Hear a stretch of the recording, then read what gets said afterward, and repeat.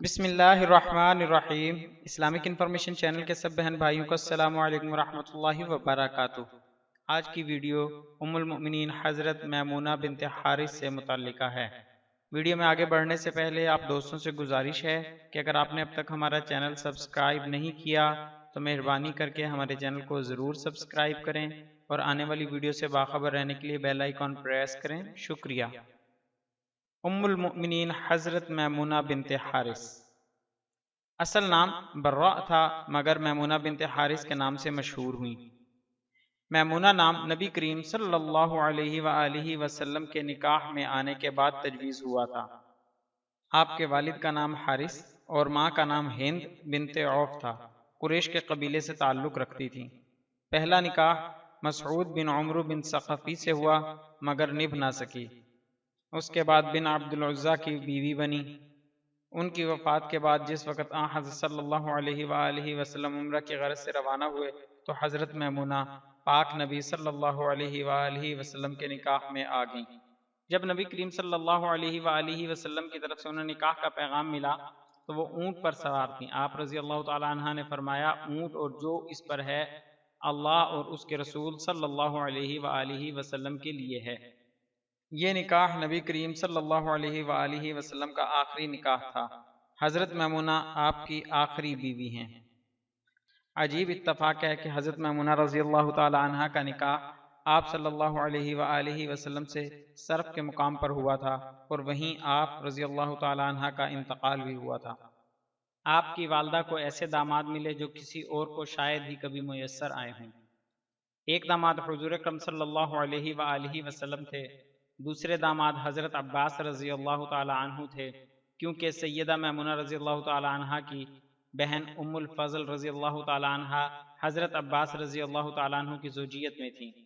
ہند بنت عوف کے پہلے شوہر سے دو صاحبزادیاں تھیں، ایک اسماء بنت عمیس رضی اللہ تعالی عنہ جو پہلے حضرت جعفر بن ابی طالب رضی اللہ تعالی عنہ کی زوجیت میں تھیں۔ حضرت جعفر رضی اللہ تعالی عنہ کی شہادت کے بعد حضرت ابو بکر صدیق رضی اللہ تعالی عنہ کے نکاح میں آئیں۔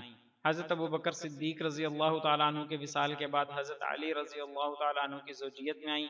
حضرت اسماء رضی اللہ تعالی عنہ کی دوسری بہن حضرت زینب بنت عمیس رضی اللہ تعالی عنہ جو حضرت حمزہ بن عبد المطلب رضی اللہ تعالی عنہ کی زوجیت میں تھیں۔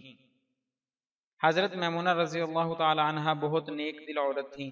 حضرت عائشہ رضی اللہ تعالی عنہ کا آپ کے متعلق ارشاد ہے، میمونہ ہم میں سے سب سے زیادہ خدا سے ڈرنے والی اور رحم کرنے والی عورت تھی۔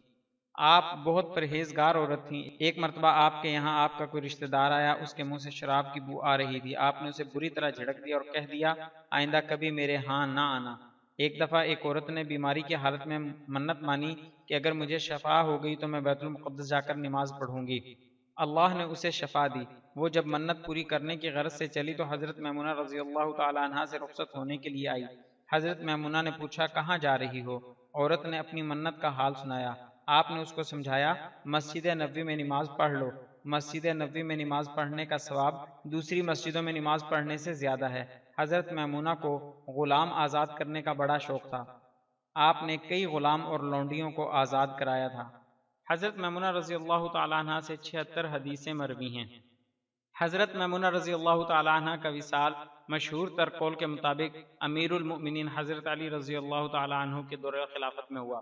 آپ رضی اللہ تعالی عنہ کی نماز جنازہ آپ کے بھانجے حضرت ابن عباس رضی اللہ تعالی عنہ نے پڑھائی اور دیگر بھانجوں نے آپ کو قبر مبارک میں اتارا۔